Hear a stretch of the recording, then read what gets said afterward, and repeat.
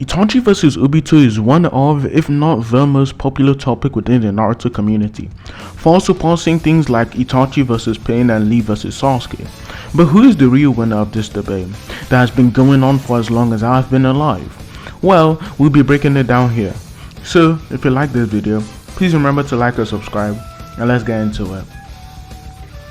To start off with the format of this video, we'll be going over 3 versions of Obito and Itachi and seeing how they compare with each other. The versions being compared will be Yellow Mask Obito vs Massacre Itachi, Orange Mask Obito vs Alive Itachi, and finally White Mask Obito vs Edo Itachi. We'll be analyzing every piece of information that has been presented to us, not only just within the manga, but also within the anime and things like games and databooks. With all of that said, let's get into how they match up. Round 1. Fight! Yellow Mask Obito first made his debut within episode 248 of the anime and 500 of the manga, where Obito pulls up to the village and tries to kill Naruto as a baby. Though he fails, it allows him to retreat and capture Kushina, and once he has restrained her, he performs a feat that is considered something so great that nobody but Madara could pull off. He captures the 9 tails, the full one to be exact, within a genjutsu, and he's easily able to extract it. This feat is so impressive because it's said that nobody alive within Shippuden at the time within the 3rd data book is able to control the 9 tails like Obito did. This includes people like Itachi, who has access to Tsukiyomi, which should give Obito a clear advantage in terms of genjutsu proficiency. Obito then proceeds to try and blindside Minato, an attack that Minato easily reacts to, and he tries to counter by stabbing Obito in the head. However, Obito almost immediately ends the fight by catching Minato's arm and sending him into the Kamui dimension. A bit of brief information on the Kamui technique is that not only does it allow him or Obito to become intangible for 10 minutes straight, it also allows him to passively move through objects or turn it intangible without him personally being the one to do it, which means that he's not someone who is easily able to get caught off guard. With that out of the way, Minato is able to evade his attack with the edge of flying Raijin, and they begin to rush at each other, with Minato saying that whoever is a split second faster would win. Minato then proceeds to use a higher level of flying Raijin that had ever been shown within the series, and hits Obito with a Rasengan straight to the back, which Obito semi-tanks, though he takes severe damage from it.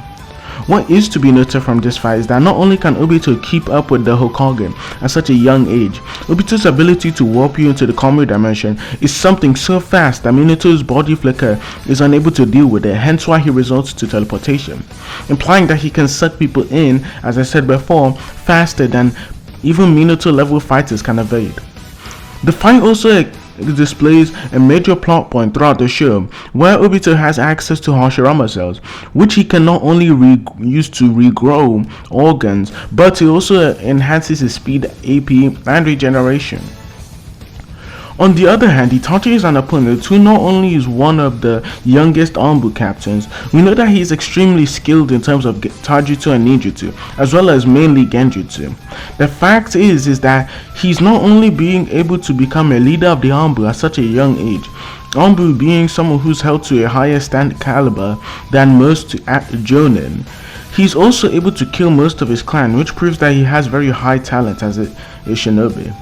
However, with all of that, Itachi falls short due to the fact that not only does he imply that Fugaku is stronger than him, even noting that his father is his worst possible opponent.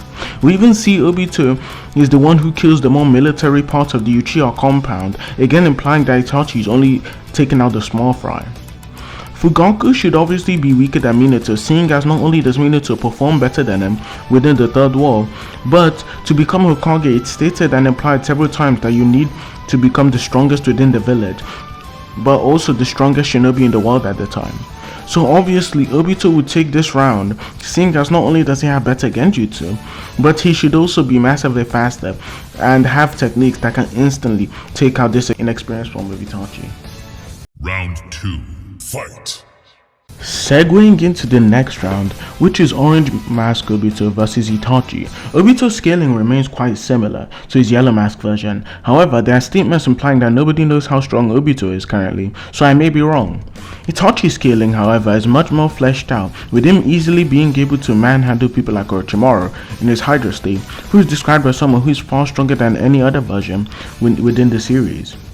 He is also able to easily manhandle Sasuke even when holding back, and easily able to keep up with him even after he's absorbed Orochimaru and gained his strength. This same Sasuke is easily able to blitz people like Suigetsu, who's on par with Ryuwa Raikage, and his scaling in general was covered in the video I did on Happy Sasuke before that I'll be linking within the description, so I won't go over it too much within this video. However, Itachi generally is a force to be reckoned with. Not only is it implied that Sasuke would only reach his level by gaining the Mangekyo, we also know that he has access to Amaterasu, which cannot be extinguished, but also Susanoo, which increases his attack speed. Many people may be wondering why I don't bring up the infamous statement about if Itachi knew everything about Obito, then he would have been able to kill him. However, not only is Obito known to be a character that the author uses to throw off the audience by putting in false pieces of information not only into their speech but into their thoughts, but even if we look at the context, we see that this would most likely be referring to a trap, and in this fight, Itachi wouldn't be able to do that.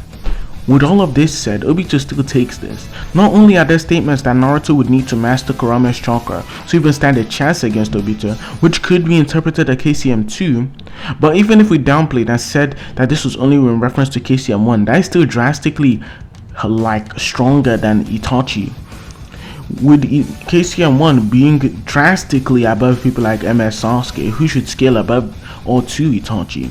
So, even though the difficulty is a bit higher on this one, Obito still comfortably takes this, making the score 2-0. But is Itachi able to turn it around? Well, we'll find out. Final round. Fight! The next round, unfortunately, is quite one-sided.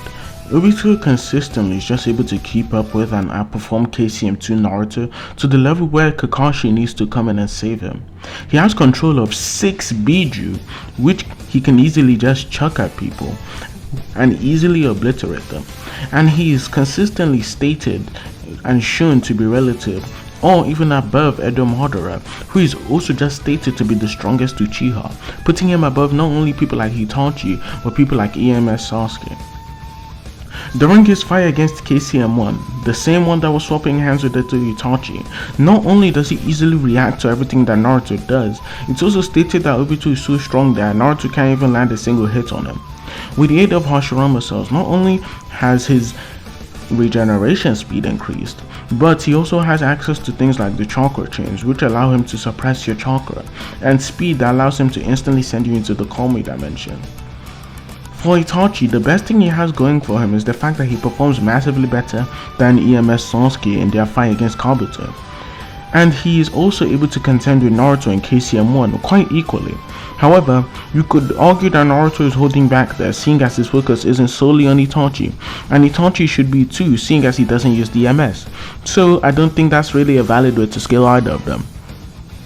With all of this out of the way, I think we can come to the fair conclusion that Obito is the overall stronger character, and comparing Itachi to anyone but Yellow Mask is an unfair matchup.